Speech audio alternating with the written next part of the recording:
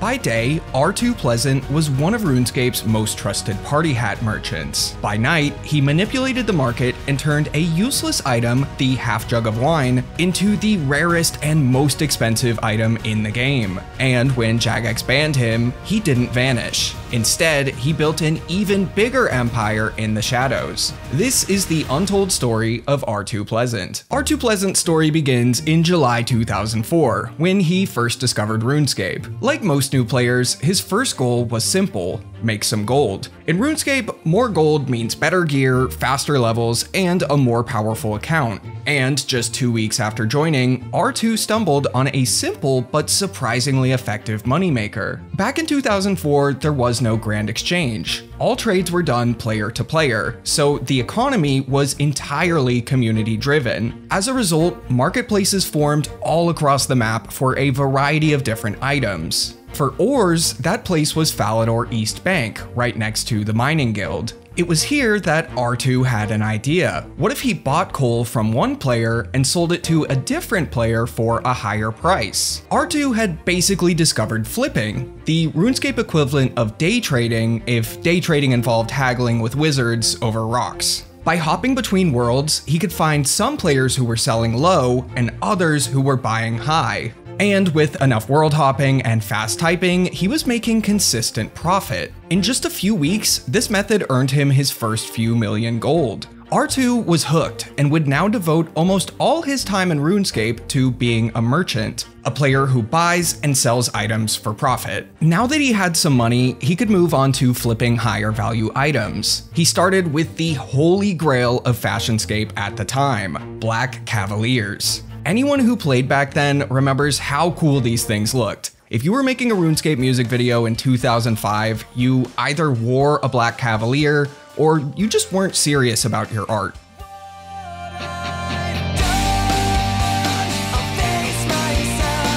I think that actually would have given me chills if I saw that in 2005. Anyway, much like with rocks, R2 had great success with flipping Cavaliers, and even dabbled in another peak Fashionscape investment, pirate hats. As the weeks went on and his profits kept climbing, he turned his attention to discontinued rare items like Santa hats and Halloween masks. These items had only been released once, years earlier, and by now, they'd become some of the most valuable things in the game. However, there was one discontinued rare item that stood out from the rest: party hats. These paper crowns were RuneScape's first ever wearable discontinued rare items, and owning one meant you had some serious wealth. Just about everyone who knew they existed would do anything to get their hands on one. I was actually so desperate to get a party hat when I was younger that I unironically wrote to Santa asking for one, but I just got socks.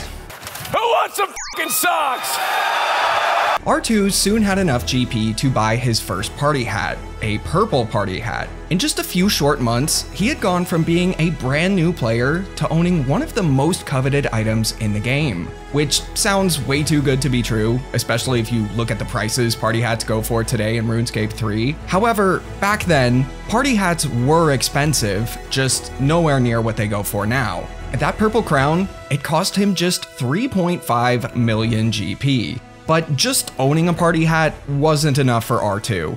Before long, he was flipping them too, and it quickly became his obsession. He spent virtually all of his free time in RuneScape buying and selling party hats. He would scan the forums all day long, refreshing the rare items section nearly every 5 seconds so as to not miss out on a good deal. In less than a year, he managed to not only grow his bank value far beyond other players who started at the same time, but quickly earned the respect of other merchants. Although he would find most of his best deals on the forums, much like coal, there was a specific area for players selling discontinued rare items, right in the center of Falador Park. This area had only recently started to become a popular place to trade them at, and R2 would become close friends with other party hat merchants that spent a lot of time here. In December of 2004, R2 would take a short break from the game until around February of 2005. But when he returned, he was very disappointed to see how much had changed. During his time away, almost every marketplace had moved over to Falador. Pretty much any item in the game could now be bought and sold here. This was good for the average player, but bad for party hat merchants. The game had grown fast, and with so many new items to chase, most players weren't as interested in discontinued rare items at the moment. So party hat merchants weren't just forced out of the park, but out of the city's walls entirely. They would all now gather in this spot just north of Falador. This was really disappointing to R2, and he missed what the merchanting scene was like back when he was in the park. However, his long break did come with a silver lining. Most of the other big party hat merchants were also either gone, broke from gambling away their earnings at the duel arena, or retired. R2 was now king of the hill, or patch of grass, and fully aware of it, he set out to cash in, and he would cash in big. Now, before we get to that, I have a bit of an unusual offer for you. Not from Falador's Market, but today's sponsor, Adam and Eve. Whether you're single, partnered up, or navigating a love life as confusing as Morning's End Part 2, they have a wide variety of adult products to keep things exciting. They have just about anything you could need: romantic essentials, solo upgrades, and a lot of stuff I can't show here on YouTube. They've got 24/7 customer support, 90-day, no-hassle returns, discreet packaging, and they've been in business for over 50 years, so you can shop with confidence. Head on over to adamandeve.com and use code Colonello to get 50% off your first item, free rush processing, and free shipping in the US and Canada. That's code Colonello at adamandeve.com. R2 would use a very controversial but shockingly effective method to boost his wealth more than ever before. It worked like this. He would buy up a large amount of a specific color of party hat, let's say white party hats. At the time, they were trading for about 16 million gold. So first, he'd buy a few for 16 million each, doing the trades privately to avoid attention. Then he'd hit the forums and start posting public offers at a higher price than he just paid. He would post an offer like he was desperate to buy more. Something like buying white party hat, paying 17 mil. Someone please contact me. I really need a few more. At this point, most of the big sellers had already sold to him earlier in the day, so his post wouldn't get many real offers. But that was the plan. R2 didn't want more hats. He wanted people to think he did. The goal was to create the illusion of surging demand and drive the price up. And with his new reputation as one of RuneScape's most successful merchants, people believed it. If someone did try to sell him one at his inflated price, he'd go through with the trade, but he'd make sure it happened in front of the crowd of merchants outside Falador. It was really all part of the performance. He kept it up for another day or two, gradually pushing the price to around 18 or 19 million. By then, he had a solid stack of party hats, bought for much less than what they were now worth. Then came the final step, the sell-off. He'd find a buyer looking for multiple hats, sell a few at a slight discount, and then offload the rest at the peak. Then, with just a few hats left in his inventory, he'd reverse the entire act. This time, he'd pretend to be desperate to sell, creating panic and tanking the price. In just a few days, R2 could manufacture an entire market cycle: buy low, sell high, crush the market, and repeat. It seems ridiculous, but part of the reason it worked so well is that the average RuneScape player back then wasn't some 25-year-old Wall Street bets frequenter. They were a kid,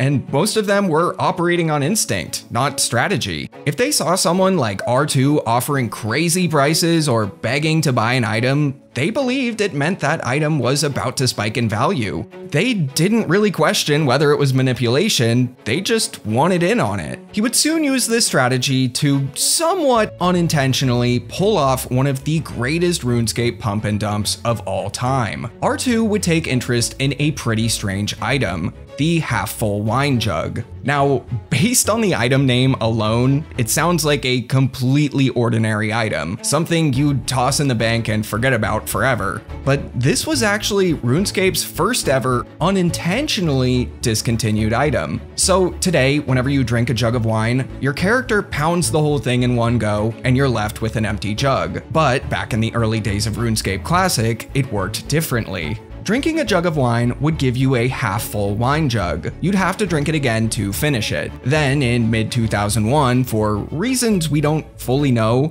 Jagex quietly changed how wine worked to the way it does today. one drink and it's empty. But for a while after that, there was still one spot you could get a half wine, the Chaos Temple. If you use the telegrab spell on the jug that spawned there, you'd get one, until February of 2002, when that item spawn was replaced by a new item called Wine of Zamorak. Now, there was no way to obtain half jugs of wine unless you purchased one from another player. Jagex never intended for these half jugs of wine to become rare desirable items when they removed every way to obtain them, but that's exactly what happened. Despite having no real practical use and no way to show it off aside from in the trade screen, this was a somewhat popular item for niche item collectors. But almost nobody had the foresight to hang on to them, and it's incredibly easy to accidentally drink one. Very few existed when they were discontinued, and even fewer survived all the way to 2005. So R2 Pleasant discovers this item and wants to get his hands on a few.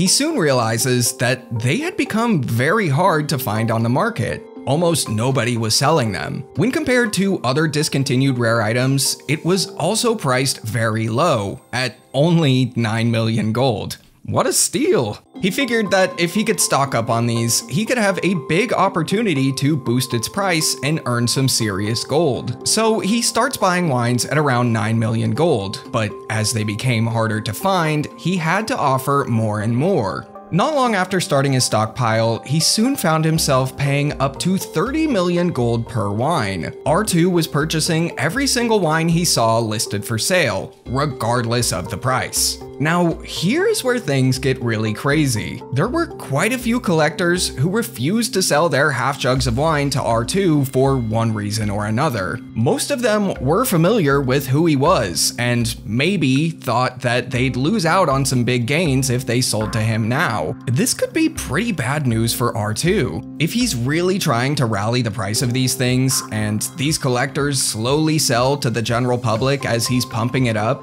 the potential for this item could disappear quickly. So he did something a little unorthodox. He gathered them all together and asked them not to sell their wines to anyone yet, or to even advertise that they had them. In return, he swore he would have prices up dramatically within a week. They agreed and formed what R2 called the HWOC, or Half Wine Owners Club. Over the next few days, R2 kept his word. He hyped up the player base on the idea that these half jugs of wine could be the next big rare item. In a matter of days, he watched them rise from being worth 30 million each to a whopping 50 million. The higher it rose, more players wanted to get their hands on one. They figured these things could be the next party hat, so they better grab one now before it's too expensive and they lose their chance. At the same time, party hats were also pumping up in price. The demand for these rare items was increasing while the amount available was shrinking. But things were about to get even crazier. As the hype for half jugs of wine grew, it got out of control. R2 woke up the next morning and saw that their price had blown past blue party hats to 75 million gold each. This meant they were now the most expensive item in all of RuneScape. It sounds impossible, but players who lived through it know exactly how real it was. Nobody could believe what was happening and wondered how much more the price could climb. But then the bubble popped. As R2 attempted to offload his wines, prices started crashing quickly. In one day, their price dropped all the way back down to 30 million gold. R2 had managed to sell 3 of them around 70 million, but he was still holding on to 9 more. In a frenzy, he offloaded the rest for around 35 to 40 million gold, while the price continued to crash. Now, although they crashed a ton, they wouldn't return to their pre-rise prices. Over the next year or so, they would sit steadily at around 20 to 30 million gold each. This is because, thanks to R2, the general player base was now not only aware that this item existed, but that it was also likely rarer than any other discontinued item in the game. More players than ever wanted one, just not enough to keep it at their insane peak of 75 million gold. Once players learned that R2 was the real cause of this massive pump and dump, they were both a combination of impressed and furious. Many players commended R2 for being able to make such a large amount of money in such a short time period. He technically hadn't broken any rules since rules against market manipulation didn't exist yet, and he ended up inspiring a lot of players with how quickly he rose to wealth and fame. Meanwhile, other players were calling for him to be banned. They accused the Half Wine Owners Club of being a cartel, not a club, and that his actions were completely immoral. Over the next few months, R2 would return to his usual activities, flipping party hats just north of Falador. But then, in June of 2006, he received a message that his account had been banned. Not for manipulating RuneScape's markets, but for trading all of the gold he had earned for real money. As for why he did this, he clearly had more GP than he knew what to do with, and he had also become very disinterested in the game. In a discussion a few months before his ban about why people play RuneScape, he said this: "The only reason that RuneScape is appealing to the average gamer is the consistent flow of new content. The graphics are obviously far below average, the gameplay is mediocre at best, and the community is nothing to get excited about." Regardless of if that's true, it's not. He clearly wasn't happy spending time playing RuneScape anymore. So instead, he took a new approach to the game. Soon after his ban, he decided to start his own real-world trading business, where he would buy and sell RuneScape gold. Now, this is something that is clearly against the rules of the game, but seeing as how his account had already been banned, R2 just didn't care anymore. He started his operation on what was RuneScape's biggest cheating forum at the time, and quickly found great success. He was able to scale up quickly, hire a few employees, and launched his own website soon after. He would operate this website for over a decade, very successfully trading gold before he closed it in 2021 to move on to other online ventures, which were unfortunately, and honestly this might be worse than buying and selling gold, elo boosting and games such as League of Legends and Valorant. Not because he's elo boosting, but because he actually has to play League of Legends. And that would be the end of his RuneScape legacy. Check out the video on the right, all about why Lady Killjoy vanished without a trace. She was the most feared player in RuneScape, created one of the game's most rewarding quests, and then just disappeared.